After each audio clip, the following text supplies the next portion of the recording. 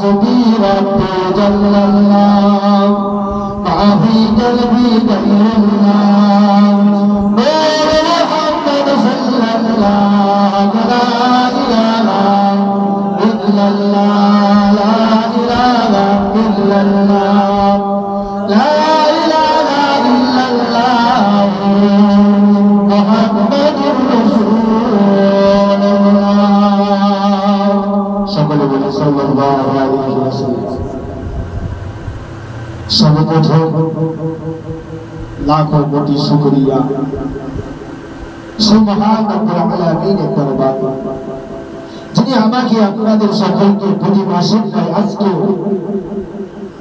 এই কাদের লাগা হুসাইনিয়া মুজাহিদিয়া খানকা শরীফে আশার ও বসার তৌফিক ইনায়েত করেছেন একটু আওয়াজে বলুন আলহামদুলিল্লাহ আলহামদুলিল্লাহ। এই নামটা হুসাইনিয়া মুজাহিদিয়া কেন হয়েছে আপনারা জানেন? এই খানকা শরীফের নাম কেন হুসাইনিয়া মুজাহিদিয়া হলো? হুসাইনিয়া মুজাহিদিয়া একটা কারণ হলো আমাদের ফুরফুরা প্রতিষ্ঠাতা সৈয়দ শাহ হুসাইন বুখারী গাজী রাহমাতুল্লাহ আলাইহি যিনি আওলাদে রাসূল, যিনি ফুরফুরা শরীফ প্রতিষ্ঠাতা করেছিলেন, যিনি বলতে আছে যে মাজারটা বড় লম্বা মাজার আছে, উনি হলেন হুসাইন বুখারী গাজী রাহমাতুল্লাহ আলাইহি। ওনার নাম করে হুসাইনিয়া হয়েছে। আর মুজাহিদিয়া মানে আমার আপনার পীর মুজাহিদে জামান দাদা হুজুর পীর কিবলা রাহমাতুল্লাহ আলাইহি, উনি যেহেতু বাংলার মুজাহিদ ছিলেন, মুজাহিদ মানে ঠিক সংস্কার, ওনার এই মুজাহিদ হবার কারণে এই দুটো নাম করে দেওয়া হয়েছে হুসাইনিয়া মুজাহিদিয়া খানকা শরীফ। হয়তো অনেক এটা নিয়ে ভাবেন যে খানকা শরীফের নাম হুসাইনিয়া মুজাহিদিয়া কেন হলো? সাউন্ডটা প্লেন দিতে পারো, এর প্লেন হবে না ডাইরেক্ট ওটা লোকে এর দর চলে না। অনেকে হয়তো অনেকে ভাবে যেটা কেন হলো। এজন্য মাস্টার সাহেবের যে দুটো খানকা শরীফ আছে দুটোরই নাম হুসাইনিয়া মুজাহিদিয়া খানকা শরীফ। আল্লাহ পাক আমার বাড়ি যে খানকা শরীফটা তৈরি করিয়েছিলেন তার নামও একই নাম হুসাইনিয়া মুজাহিদিয়া খানকা শরীফ। আজকে সেই হুসাইনিয়া মুজাহিদিয়া খানকা শরীফ এখানে আল্লাহর ওলিদের রুহানি দোয়া পাওয়া যায়, আল্লাহর ওলিদের ফয়েজ পাওয়া যায়। সেই ফয়েজ এবং রুহানি দোয়া নিতে গেলে আল্লাহর ওলিদের এই প্রতিষ্ঠিত করা তাদের সহবতে বসা আমাদের বেশি বেশি প্রয়োজন, তবেই তাতে রুহানি দোয়া পাওয়া যায়। আজকে ওয়াজ আমি খুব বেশি বলবো না, শুধু মুজাহিদের জামানে একটা কথা আমি তুলে ধরবো। কিন্তু আল্লাহ পাক ফুরফুরা জমিনে আমাকে 6 বছর রেখেছে। 2014 সালে ফুরফুরা শহর থেকে বাড়ি চলে এসেছি। 2014 পর্যন্ত আল্লাহ ফুরফুরা শরীফে আল্লাহ গরিবের সহবতে রেখেছিল। এর ভিতরে আমার একটু নেশা ছিল, প্রতিদিন আল্লাহর ওলিদের মাজার জিয়ারত, প্রতিদিন, সপ্তাহে নয়, মাসে নয়, প্রতিদিন। এটা আল্লাহ আমাকে করা দিন। ফজরের নামাজ আদায় করব, সাইকেলটা নিয়ে বার হবো, ফুরফুরায় যত আল্লাহর ওলির মাজার আছে সমস্ত মাজারগুলো ঘুরে ঘুরে ঘুরে ঘুরে জিয়ারত করে মাদ্রাসা করব। এটা ওদিকে পড়ে যাচ্ছে, মানে আল্লাহর ওলির মাজার জিয়ারত করলে অন্তরে কি মেলে। এর মধ্যে দাদা হুজুর কেবলার মাজারটা আমি মাঝে মধ্যে ভালো করে জিয়ারত করতাম 11টা করে, কেউ নেই ফাঁকা। রাত্রে 11টার পরে কেউ নেই, পুরো ফাঁকা, সবাই ঘুমিয়ে পড়েছে। আমি একদিন খাওয়া দাওয়া করে হুজুরের কাছে আরেকটা ছেলে থাকতো মেদিনীপুরে বাড়ি, তাকে বললাম তুই চলো তো একটু দাদা হুজুরের মাজার জিয়ারত করে আসি।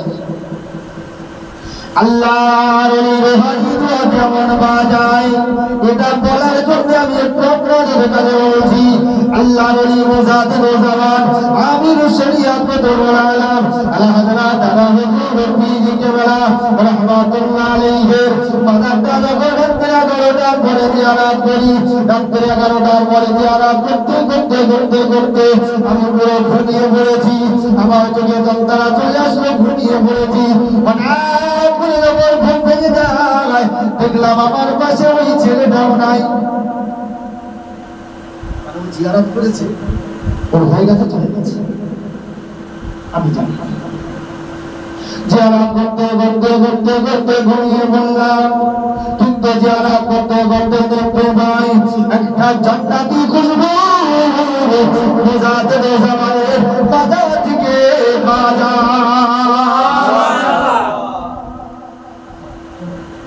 জান্নাতি খুশবু আমি কারোর সাথে এতদিন বলিনি। এর নাম হলো জিয়ারত, এর নাম হলো আল্লাহর ওলিদের মেহমানি। জান্নাতি খুশবু, শেষ খুশবুর কথা আমি জীবনে বলতে পারবো না। পৃথিবীর কোন খুশবুর সাথে মিলবে না, পৃথিবীর কোন আদরের সঙ্গে মিলবে না সেই খুশবু।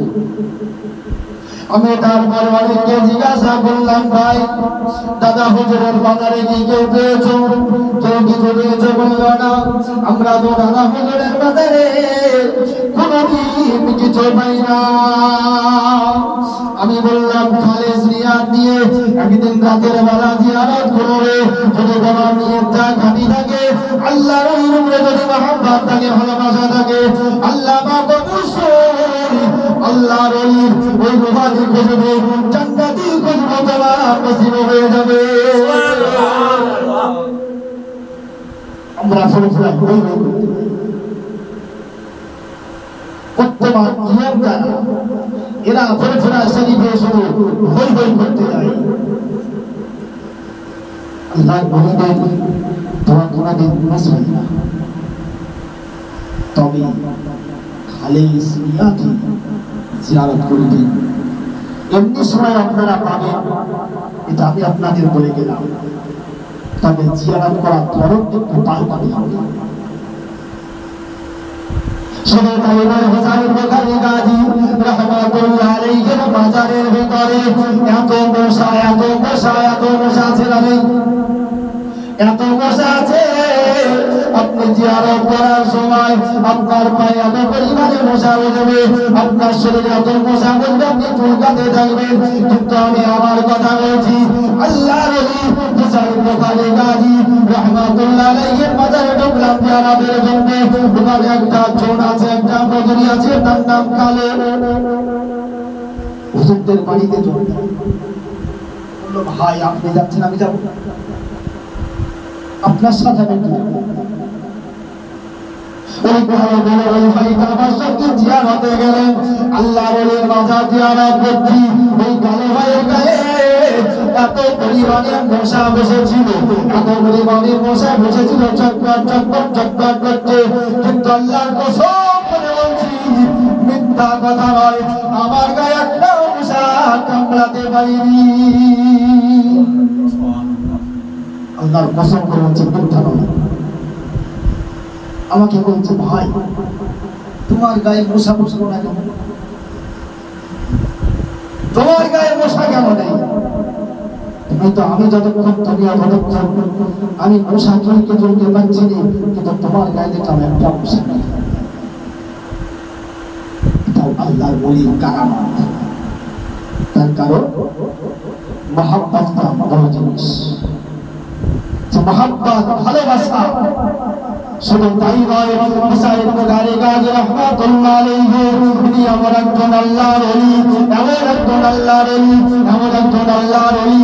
আপনি যখন কোনো সমস্যায় পড়বেন, সমস্যায় পড়ে যাবেন, সমাধান করতে পারছেন না, আপনি এশার নামাজ আদায় করবেন, খাওয়া দাওয়া করবেন, খাওয়া দাওয়ার পরে আপনি যখন ঘুমাতে যাবেন 2 রাকাত নফল নামাজ আদায় করবেন, 2 রাকাত নফল নামাজ আদায় করে কিছু তসবিহ তিলাওয়াত করে আল্লাহর দরবারে হাত দুখানা তুলবে, আল্লাহর দরবারে হাত দুখানা তুলে আপনি আল্লাহর ওলিদের ওসিলা দিয়ে আল্লাহর দরবারে দোয়া চাইবেন, কাজা করে নওয়াজের ওসিলা দিয়ে দোয়া চাইবেন, খুদাতে জামানের ওসিলা দিয়ে দোয়া চাইবেন, হুসাইন বুখারী গাজী রাহমাতুল্লাহ আলাইহির ওসিলা দিয়ে দোয়া চাইবেন।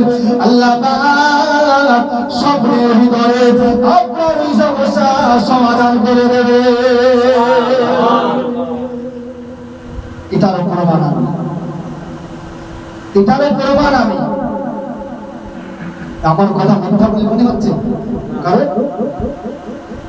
এই 6 বছরের জীবনে খোলায় যে 6 বছর ছিলাম তার ভিতরে একটা জীবন ছিল। বসিরহাটের একটা দরবেশ সাহেব ছিল, মাস্টার সাহেব মানে চেনেন, একটা দরবেশ সাহেব আসতেন এবং তখন আসতেন 15 দিন 20 দিন 1 মাস 1.5 মাস 2 মাস কোনো গল্প ফুরফুরে আছে দরবারে আছে। ওই দরবেশ সাহেবের 500 টাকা চুরি হয়েছিল। আমি আমার 6 বছরের জীবনের ভিতরে বলছি, সকালবেলা দরবেশ সাহেব বলছে আমার টাকা কে নিয়েছ?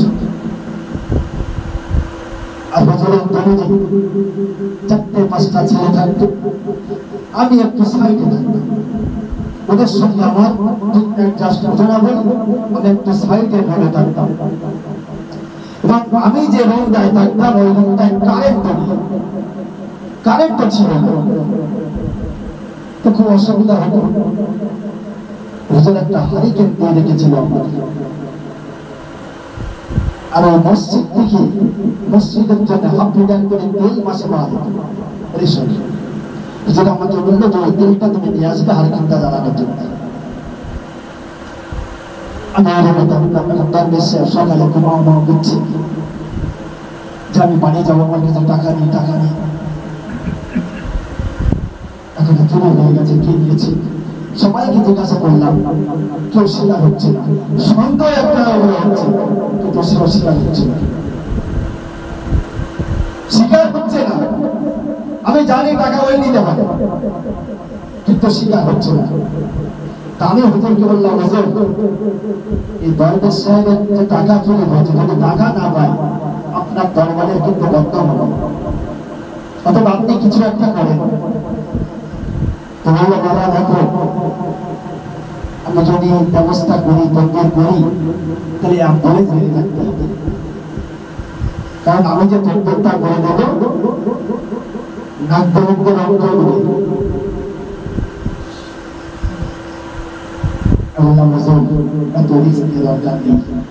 দেখছি আমি কি করতে পারি, আপনার অনুমতি দেবো। ঠিক আছে। আর আমার সঙ্গে বন্দি করে যে ছেলেটা, তাকে বললাম, ভাই তুমি একটু আল্লাহর ওলি রুহানি দোয়া, আল্লাহর ওলি রুহানি ফয়েজ কিভাবে পাওয়া যায় দেখো। দরবেশ সাহেব আল্লাহ বলছে আমার টাকা চুরি হয়ে গেল, দরবারের বদনাম হয়ে যাবে, দরবেশ সাহেবের টাকার প্রয়োজন আছে, বাড়িতে যাবে বেচারা গরিব মানুষ, টাকার প্রয়োজন, কোনোভাবেই কাউকে রাজি করা যাচ্ছে না, কোনো রাজি করা যায় না, চোর করা যাচ্ছে না। ঈশার নামাজ আদায় করে খাওয়া দাওয়া সেরে নিয়ে যখন ঘুমাতে যাবো, ওজু বাড়িয়ে নিলাম, দুরাকাত নফল নামাজ আদায় করলাম, দুরাকাত নফল নামাজ আদায় করে কিছু তসবিহ তিলাওয়াত করে আল্লাহ দরবারে দুটো হাত তুলে দিলাম। রব্বুল আলামিন আল্লাহ দরবারের সন্তানটা রক্ষা করো আল্লাহ, দরবারের সন্তান রক্ষা করো। বান্দা হয়ে যাবে আল্লাহর ওই দরবারের বান্দা হয়ে যাবে। আল্লাহ বাপের যদি করবেন না, আল্লাহ হুজুরের বেরুজি করবেন না। আল্লাহ ইজ্জত রক্ষা করো, আল্লাহ ইজ্জত রক্ষা করো। এমন করে বলতে যাইতে কাজা করে নামাজের ওসিলায় দোয়া চাইলাম, অবশেষে কাজা করে নামাজের ওসিলায় দোয়া চাইলাম। হুসাইন বুখারী গাজী রাহমাতুল্লাহ আলাইহির ওসিলায় দোয়া চাইলাম। দোয়া চেয়ে হুসাইন বুখারী গাজী রাহমাতুল্লাহ আলাইহির মাজারের দিকে কিছুক্ষণ ধরে তাকিয়ে থাকলাম। ওই গভীর রজনীতে কিছুক্ষণ ধরে তাকিয়েছিলাম, কিছুক্ষণ ধরে তাকিয়েছিলাম।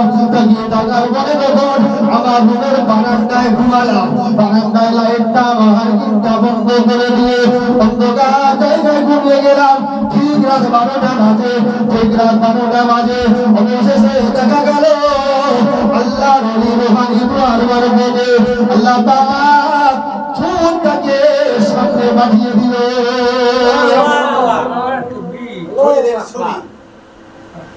কে চুরি করেছে? আমার চোখে ভেসে উঠল। মিথ্যা কথা বলছে না, খোদার কসম করে বলছে। আমার পাশে হিন্দি বলে যে ছেলেটা ছিল ওকে ডাকলাম, ওকে সবাই মিয়া বলে ডাকতো, আমার ইসলাম না। মিয়াকে বললাম, মিয়া কিছু পেয়েছো?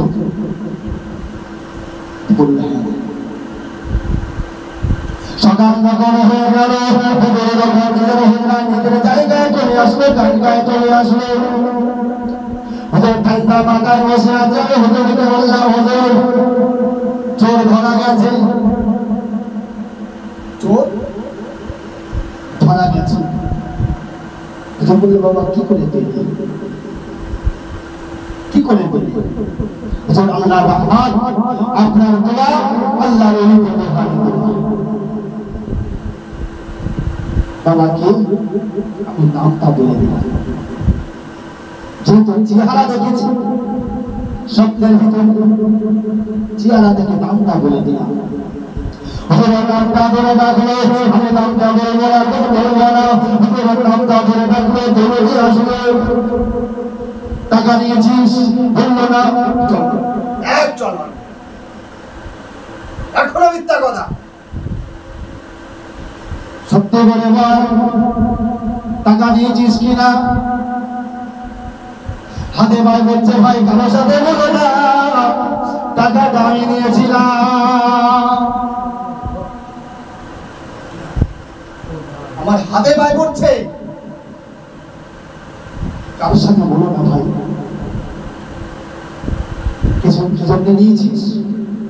তোমার প্রাইভেটের মাস্টারের মাইনে দিতে পারি না, এই টাকাটা নিয়েছিলাম।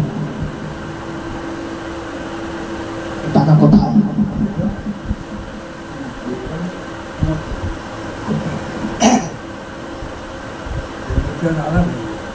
সেই ছেলেটা আজও দরবারে আছে। অন্য সব ছেলে পালিয়েছে, সেই ছেলেটা আজও দরবারে আছে। কিন্তু সেই ছেলেটা এত ভালো হয়েছে, ধারণা নেই। যে ছেলেটা টাকাটা চুরি করেছিল, এখন দরবারে সবচাইতে ভালো ছিল। আল্লাহ পরিবর্তন করিয়েছে। আমি বললাম, দেখ বাইরের মানুষ দরবারের বদনাম হবে, টাকার ব্যবস্থা কর, এমন ভাবে দরবেশ সাহেবের টাকাটা দিবি যেন দরবেশ সাহেব বুঝতে না পারে তুই চুরি করেছিস। বললো, ভাই আমার কাছে তো টাকা নেই, কি করবো?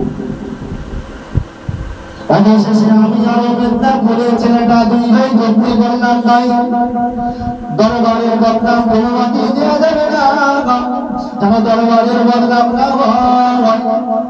এমন ভাবে টাকাটা দরবেশে ফিরিয়ে দাও যেন দরবেশ বুঝতে না পারে টাকাও চুরি করেছে। বললো ভাই কি করবে? আমি বললাম এক কাজ করো, ও যে টাকাটা চুরি করেছে প্রত্যেক টাকা তুমি দাও, প্রত্যেক টাকা আমি দেই। দুইজন টাকাটা নিয়ে দরবেশ যখন বাইরে চলে যাবে দরবেশ সাহেবের টাকাটা জামার পকেটে দিয়ে দাও,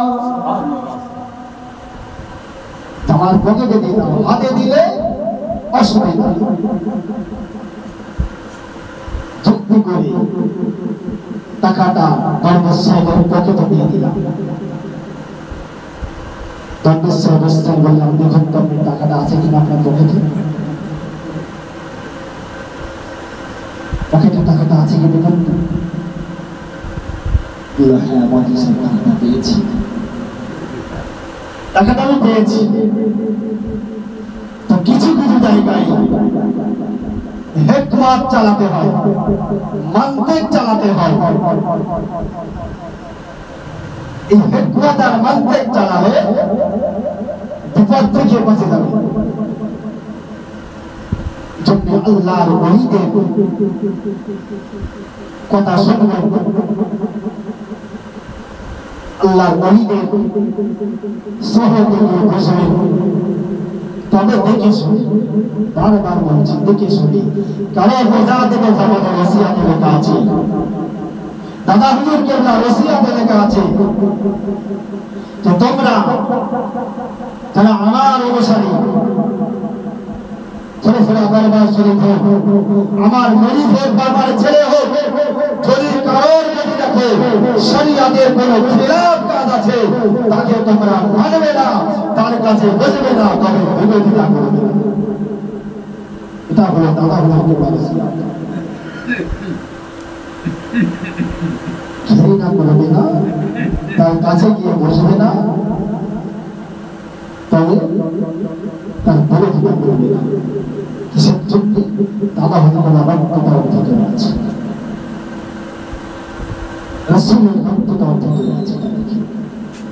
বক্তার আলোচনা এইভাবে যদি আল্লাহর ওহীদের ঘটনা আমি আপনাদের কাছে বর্ণনা দিই, সারা রাতকে সারা মাস ধরে শেষ করতে পারবো না। অত্যাচার করবে। আর একটা ছোট্ট ঘটনা আপনার ধরতরা সবাই গিয়েছেন, সবাই গিয়েছেন, তালতলা বুঝে গিয়েছেন, বাঁশবাগানের ভেতরে বাজার, পরপর 4টে বাজার আছে, ওখানে একটা বাজার আলাদা করে আছে, দেখেছেন? 4টে বাজার, 3টে পাশাপাশি আছে, একটা আলাদা করা আছে। কারণ কি? ওনার নাম কি? ওনার নাম ছিল হযরত কালা খন্দকার। লেখা আছে কালা খন্দকার হুজুর। এই কালা খন্দকার হুজুরের একটা ইতিহাস। হুজুরের একটা গরু ছিল, তার গরু গৃহপালিত পশু। ওই গরুটার নাম হুজুর রেখেছিলেন লালন। নামটা মনে রাখবে, নামটা রেখেছিল লালন। ওই গরুটা আল্লাহর ওলিকে এত মহব্বত করত, আল্লাহর ওলিকে এত ভালোবাসত, ওই গরুটা হুজুরের বাজার করে দিত। এটা কি সম্ভব? এটা সম্ভব? একটা গরু বাজার করছে। ওই আমার আপনার বাড়িতে তো গরু আছে পাঠান্ত বাজারে, এটা বাজার করে নিয়ে আয়, কিরকম আপনার গরু বাজার করে আনে দেখি। কিন্তু আল্লাহর ওলির ওই গরুটা বাজার কিভাবে করতে জানে, হুজুর চালান করত। এই মার গরু লাগবে, চালান করে একটা ব্যাগে দিয়ে দিত, আর ব্যাগের ভিতরে টাকা ছিল, ব্যাগের ভিতরে টাকা দিয়ে দিত। গরু সেই দোকানের সামনে গিয়ে দাঁড়িয়ে যেত, দোকানদার চালানটা বার করত। হুজুরের কি কি মাল লাগবে, হুজুরের কি কি মাল লাগবে, হুজুরের কি কি মাল লাগবে, চালানটা অনুযায়ী ওই দোকানদার মালগুলো দিয়ে ঝোলের ভিতর থেকে প্রয়োজন মতো টাকা নিয়ে ওই গরুটার ভিতরে, ওই ঝোলের ভিতরে ব্যাগের ভিতরে বাজারটাকে দিয়ে দিল। ওই বাজারটা দিয়ে গরু আমার হুজুরের কাছে পৌঁছে যেত। ওই গরুটাকে একদিন হুজুর বাড়িতে রাখলেন। ওই গরুটাকে বাড়িতে রেখে দিয়ে হুজুর দাওয়াত খেতে গেলেন। দাওয়াত খেতে গেলে হুজুর এসে দেখছে গরুটা নেই। গরুটা কোথায় গেল? এলাকার কিছু দুষ্টু মানুষ ওই গরুটাকে জবাই করে খেয়ে দিয়েছে। গরুটাকে জবাই করে খেয়ে দিয়েছে। কিন্তু গরু হুজুর খুঁজে পাচ্ছে। কিন্তু হুজুর কিছু মানুষকে জিজ্ঞাসা করলেন, বাবা আমার গরুকে দেখেছো বলে না? কিছু মানুষকে এক জায়গায় করলেন, এক জায়গায় করে আল্লাহর ওলিদের কারামত দেখে। আল্লাহর ওলিদের কারামত দেখে। আল্লাহর ওলি হযরতে কালা খন্দকার জি হুজুর রহমাতুল্লাহ আলাইহি গরুটার নাম ধরে ধরে ডাকছে, লালন লালন বলে ডাকছে। আর গরুটা যে যে ব্যক্তি খেয়েছিল প্রত্যেকটা ব্যক্তির থেকে গরুর আওয়াজ বার হয়। যারা যারা গরুটা খেয়েছে হুজুর যখন গরুর নামটা ধরে ডাকছে, তারা বলছে হাম্বা হাম্বা হাম্বা। তাহলে হুজুর চোখ ধরতে পেরেছেন না? দেখছেন আল্লাহর ওলিদের কারামত। বাবা আমার গরুটাকে তুমি খেয়ে নেবে বাবা।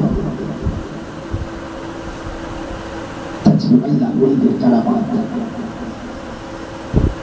তাই বাবা ওই কালা খন্দকার যে ঘটনা আরো ইতিহাস আছে। এসব বলতে গেলে অনেক সময় প্রয়োজন, তার সময় নেই। দেখে শুরু করে দেব বিসমিল্লাহর সঙ্গে সূরা ফাতিহা শরীফ সকলে 10 বার করে, সূরা ইখলাস শরীফ 10 বার করে, 11 বার করে শুরু করুন, 3 বার তো আমার ইস্তেগফার করুন।